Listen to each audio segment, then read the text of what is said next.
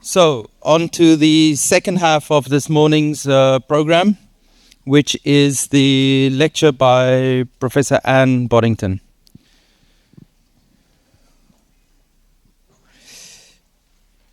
Again, one of these bios that you cannot memorize. Professor Anne Boddington, Professor of Design Innovation, Creative Intelligence Collective Limited. The topic for today, the discussion is Everything, Everywhere, All at Once, Breathlessness in Design, Design Education and Design Research.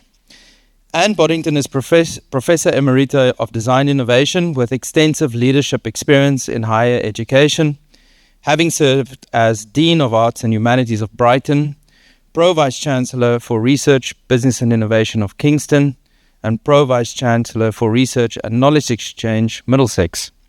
She is Chair of the UK's Research Excellence Framework 2029 Panel for Arts and Design, History, Practice and Theory, and is a former Deputy Chair and Trustee of the UK Design Council. She is a member of the Design Museum's Research and Learning Committee. In Hong Kong, she serves on the Inno Hong Kong Scientific Committee and the Council for Accreditation for Academic and Vocational Qualifications.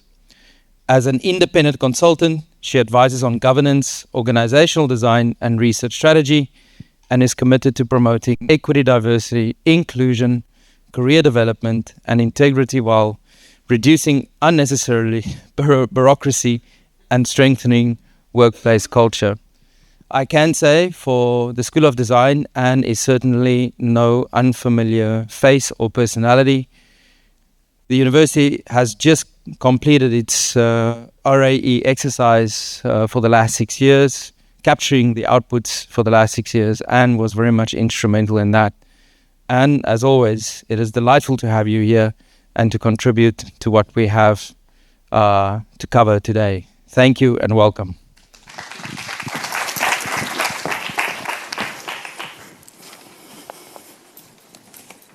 I think you're going to switch me on. Oh, I think you're going to switch me on. You're on. No, that's on. This isn't on, I don't. It's on. Is it? It's on. How did you manage that? I can hear that. It's in my pocket. Very impressive. I didn't want to wear it when I went to the ladies' room. That was the problem. So it's very nice to be back, and welcome to all of those very familiar faces from PolyU, friends around the world. I think there's a fair few of us watching. Like everybody said, I'd also just like to add my condolences to everybody in Hong Kong for the terrible fire. As somebody from England, we had something similar in 2017, and the implications were frightening for everybody concerned. So I think just to add mine to all of those condolences from around the world. Now, to the day. Thank you for inviting me. As I say, it's very nice to be back. I'm going to talk for the other 51% of people, because there's an awful lot of men in this project. I'm going to talk for the other 51% of people, which are women in design too. I'm not talking about women in design, I'm talking about design. And I'm going to talk about design and interdisciplinarity. I'm going to probably build on quite a lot of what Don has said. But I think we're in a very busy world. We find ourselves in a world that's overloaded with stimuli, information, joy and doom. As I say, we've seen this week. It's bewildering, it's confusing, and sometimes it's stimulating and exciting. But the world is permanently in a hurry. And every time I come here, I kind of think that everybody's in a hurry and nobody has very much time. And, you know, we often don't take time until it's too late. We don't recognize time until it's too late. You might say, well, what's all of that got to do with design? But I'll come on to that. Every email is urgent. You know, nobody's going to die. It's kind of really simple. Actually, there are times to slow down and to give, as I say, time back. I'm often taken back by the kind of volume of things, sometimes by the rudeness of people who feel it's quite okay to use a mobile phone while they're talking to you, and bump into me on the sidewalk because they're so glued to a screen. So my talk is really about thinking through that process as designers, thinking about that world that we are all in. And I think we'll probably talk all day about AI in one sense or another. I'm going to be slightly mischievous and say I think AI is only history. And the reason I say that is that AI is what we put into it. Yes, it does process those things, and yes, it does come up with ideas. I'm not sure it thinks, so Don and I might have a conversation about whether it thinks, as we do. But I think it's really interesting to think about those sorts of things. All too often, ChatGPT or DeepSeek, both very good at what they do, but we end up using them because we haven't got time. We don't really often use them in an interrogative way. So it's one of the things I'm particularly interested in terms of our current context. So the things I want to talk about today is that kind of everywhere, everything all at once, shamelessly stolen from the film. Design and its discontents, interdisciplinarity and its discontents, design education, something we don't think about that often. We think about content, we think about method, and I'm going to share a little fantasy of mine, which is one of the things that we might think about. So, one of the things that's striking, and Dean mentioned it this morning, and Don mentioned it this morning, is that sense of the speed of change. And I was just looking up the change in the 21st century.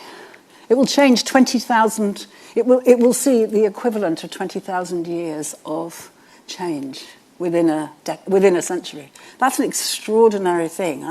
I can think back to before, certainly we used computers in a university, when we sent memos, and we did have time, because things took time to do.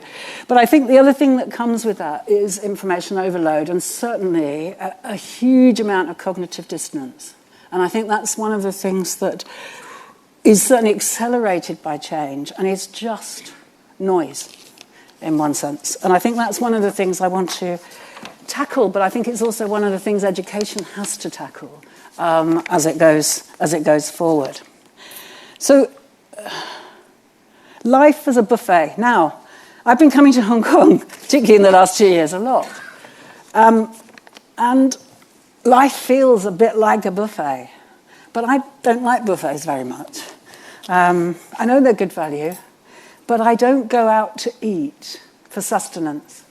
I go out to eat because I want to talk to people, because I want to meet people, and because I want to have a conversation.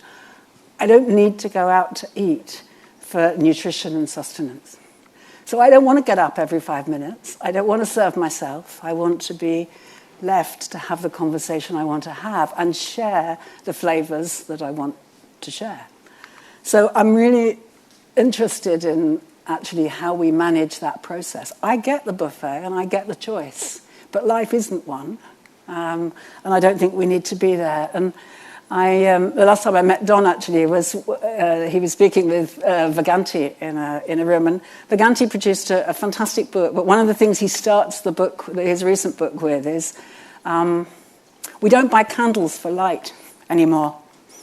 We buy candles because they scent our rooms or because they make us look more beautiful and things are more romantic. But the candle industry is 40 times the size it used to be. So in business terms, the product is the same, the narrative has shifted.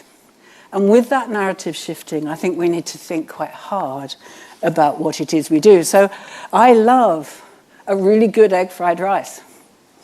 And I really love, cheese and pasta and tomatoes. That's enough. I don't need the buffet. And I think it's really interesting from a designer's point of view as to how we think about those kind of contexts. So that's something that is really important to me. And it's the same with text messages or indeed WhatsApp.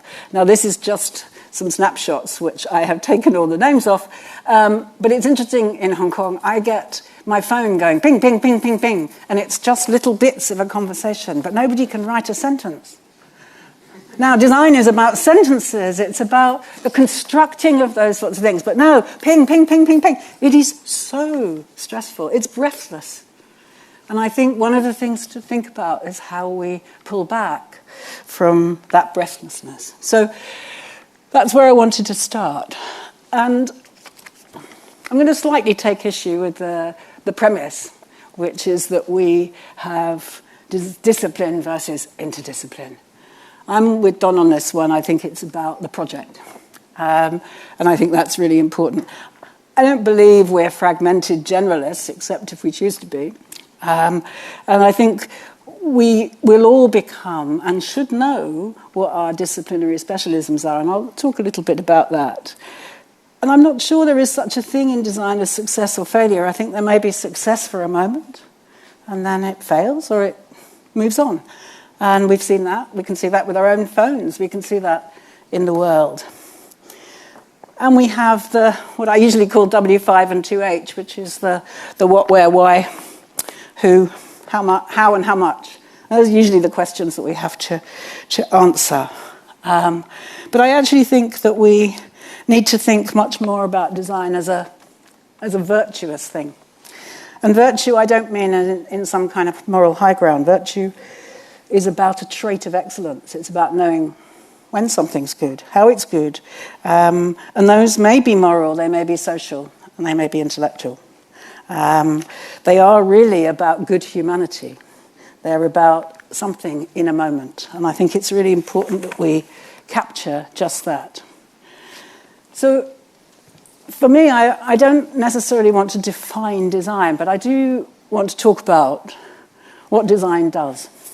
And for me, it does something, whether it's virtual, whether it's an object, whether it's a system, what it does is it's a form giver. It takes that kind of spark of creativity and an idea and it gives it form and it gives it meaning. So, like the candle that makes you all look much more beautiful and isn't about lighting your home. It might scent your home, but it doesn't light it. So it's that sense of giving a different form and a different narrative to ideas. And it's forward-looking in that sense. But it draws on many, many histories.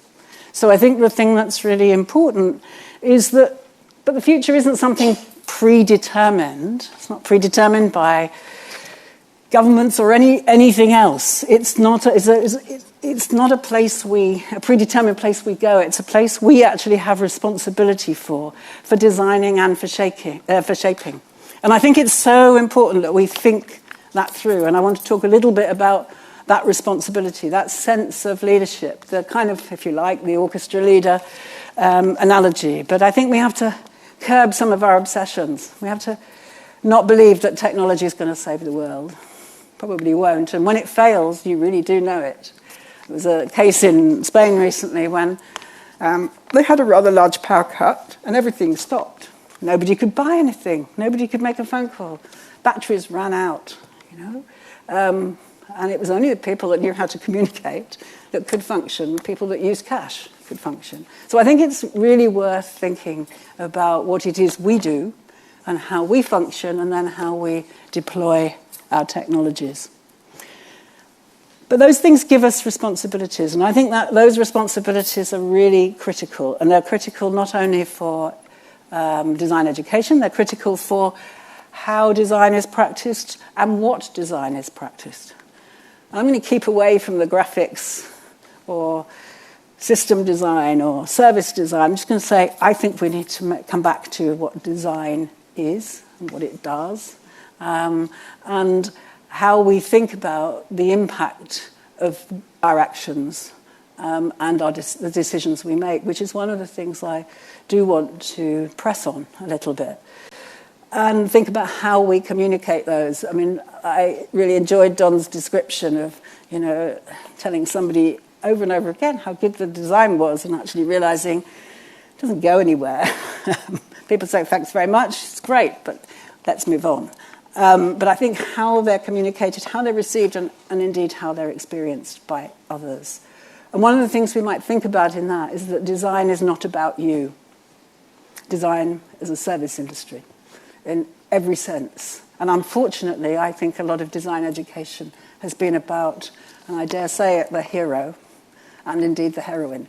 So we need to move away from the fact that design is not about us. We might be really involved in it, but that's not the point.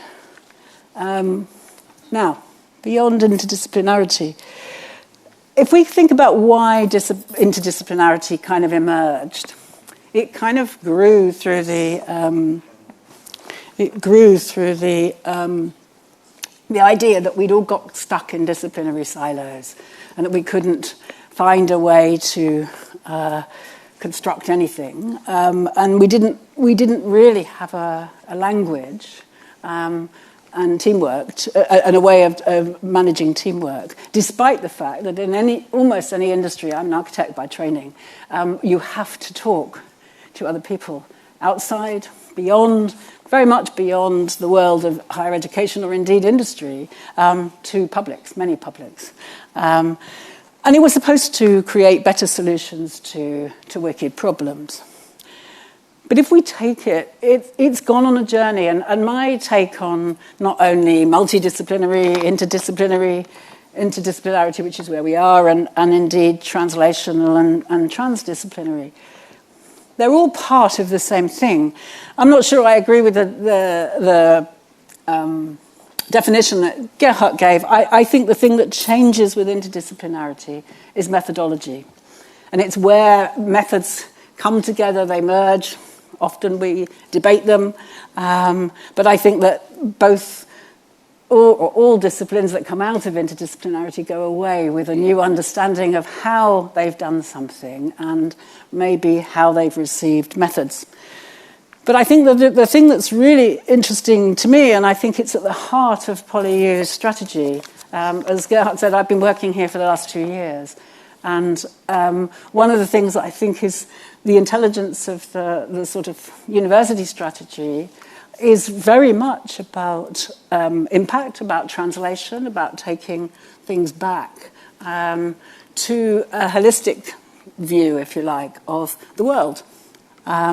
So one of the things is that it's what's out in the world that matters. We don't live in disciplines. We don't live in specialisms. We break things up for a reason. But we really are trying to make the world better. The world is the kind of focus of this. And we go through disciplines because it's quite helpful, as you know, as designers, to break the world down into its various parts. We go through interdisciplinary, we go through transdisciplinary, and we come back to the world. And we're on that journey. And I think it's having that big view of what it is to think about a problem, take it to its constituent parts and take it back together, and how we do that. We've got to be very skilled in joining things together. And maybe we don't spend enough time in education joining things together. See, disciplines are a fantastic... I'm a member of lots of clubs, but I'm also a member of every disciplinary club that I have studied over the years. So I studied architecture. It took me rather too long. It took me about 9 years to get there. I then studied cultural geography. And rather like John and others, I hated history when I was a student. Now I'm an obsessive student of history, and I enjoy history and culture. And I think it's getting lost in design schools every day. We need disciplines for our international identity. We need disciplines for identities generally. We need them to create a community of people that we can share that kind of special language that you get in disciplines. We need that level of deep expertise, and people are in it because they love what it is they do. And that's where we get our rigor, that's where we get our focus. But they are our constructions to change. Computer science as a discipline often didn't exist. In many, many universities, certainly when I started, it was actually very rare as a subject. It's now everywhere, and AI too. But But it is a necessary stage of development, and I think we just have to recognize it for that. And I'm not sure it matters which way round. We'll come back to that. But I think they give us our identities. You know, I wore the uniform today, black. You know, why do all designers and architects wear black? I'm afraid I'm going to take a bit more than 5 minutes. But anyway, let's think about that. But you see, interdisciplinary working is about behaviors. It's about a culture. It's about actually requiring rigor, patience, criticality, if you like. I think the thing that it's lost is generosity, which is the thing that I think is concerning. Negotiation, intellectual ability, yes, all of those things. And disciplinary hospitality. Quite often, and design schools are no different, the defense of the school, the defense of the discipline becomes the problem. And so I think we've got to think about that in terms of our generosity. So if we're going to educate designers for a world of everything, everywhere, all at once, what do? I think we're in the double diamond. I think we got to the second diamond. And then if anybody knows designing, the second diamond is really, really hard to close. That second diamond, we can get to the problem, we can identify the problems forever. But when we get to the second diamond, closing that, everybody wants to go back to the beginning. And actually, we keep going back. We keep getting right to that kind of wide bit, and we kind of go, oh, no, we don't like what we see, and we go back to the beginning. So I'm really interested in how we get and take that journey forward. Now, one of the things that I think is an obsession with design education is that it sits in the middle. We endlessly worry about content. And I'm not sure content is the problem. I think methodology is one of the things that we use, the how, if you like. The how of what we do is one of the things that actually helps us have a conversation, if we have the patience to have the conversation. The thing we never talk about is the structures and systems. And I think our systems are part of the problem. And they're the same part of the problem that gives us everything, everywhere, all at once. So I think we've got to look outside. We actually have, and I'll be blunt, and it's not just in this country, it's in every country. An awful lot of what we see is, if you strip it back, it looks remarkably like, I would say, a Lowry painting in the 19th century factory.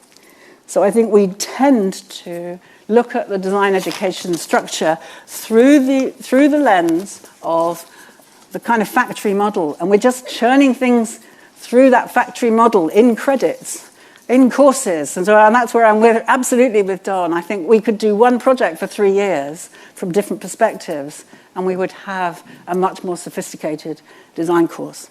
So I think there's a real issue with that. The thing I think that's really interesting is if you take this structure, which is about resilience, inclusion, and service, which is actually not an educational quality assurance model, it's a business model.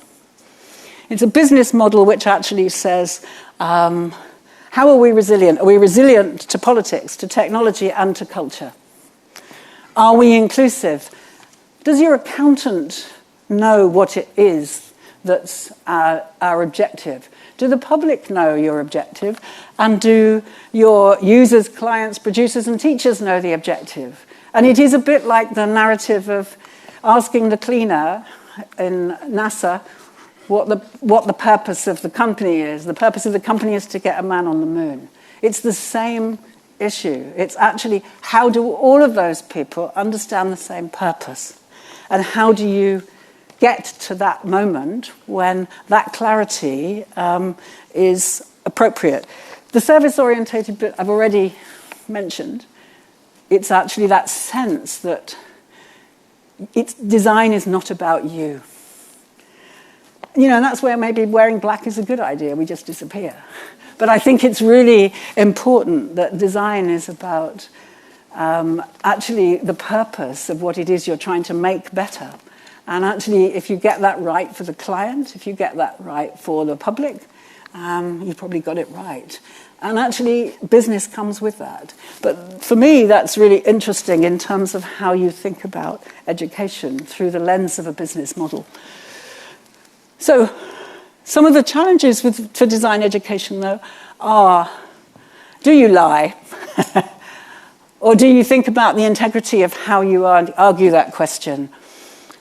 How do we persist with interdisciplinarity? Don't give up just because it's difficult. If it's difficult, it's probably like exercise. If it hurts, it's probably doing you some good. It's that kind of model that says, how do we craft with new tools? How do we understand the depth of something as much as we understand the breadth and where it sits in a bigger model? And how do we consider the impact of design? Not at the last minute. How do we start with our clients, with our users, with the other people engaged in design, not just user-centered design, but actually that the whole industry understands that sense of what the impact is going to be, and that we teach it, that we use risk, and we use a risk analysis, or we use integrity as frameworks for creativity that are useful. But in that everywhere, everything, all at once model, we have to take time. So we have to find a way of doing that, and we have to remain curious. I know this as I get older, that you stiffen up. You know, if you sit down for too long, you can't get up again. And we've got to remain curious, and we've got to remain agile and flexible in that sense. So if we are going to give form and meaning to design education, what do we need? How do we all learn, but also how do we all teach? So I would suggest that all students need to learn how to teach. And that's only because if you know how to teach, you probably know what you're talking about. And if you don't, you soon will. And that's the same with creating experience. It's the same with researching and collaborating. Why do we ever teach something we already know? That's a very dull thing for a first-year student. Actually, we need to tell people what we don't know and where the world might take us. So I think it's a really important question to think about that. And the last one I think is really important because the everywhere, everything, all at once model means that we all can very quickly lose confidence. We can all feel completely bewildered. So managing confidence, but also managing our vulnerability as adults and human beings is really, really vital. And I think we have to maintain and treat that as precious in that context. Now, I'm going to end with a little fantasy of mine, which is about one day, thinking about if in this, and particularly in this place, this is one of the great ports of the world. I would really love to see universities go offshore. I'd really like to see universities as cruise ships. Not cruise ships for taking all the Hong Kong people somewhere else, but cruise ships where we exchange ideas and where we go to other countries, and your graduation is actually that you've circumnavigated the world, got off a few times, done something useful with what you learned, got back on, and came home. And if you could do that once, I think then you deserve to graduate as a designer. But I think it's really, really critical to think about that. And the reason there's that little picture in the corner there is this has been tried twice. It was tried in 1926 by New York University, and it was tried again, except that it never quite got off the ground because the ship burnt down in Hong Kong, which is a shame, because I think that the world now, and the reason I think this is important, is it may take us away from the everywhere, everything, all at once. It may give us precisely the calm, or push us into a space where we do have to talk with other people, face-to-face, not on a text message or on a WhatsApp, face-to-face human communities that actually do that work while we do. So I'm going to leave you with something which Aristotle said many years ago, which is about what we repeatedly do, we are what we repeatedly do. Excellence, then, is not an act, but a habit. So I think we've got to improve our habits.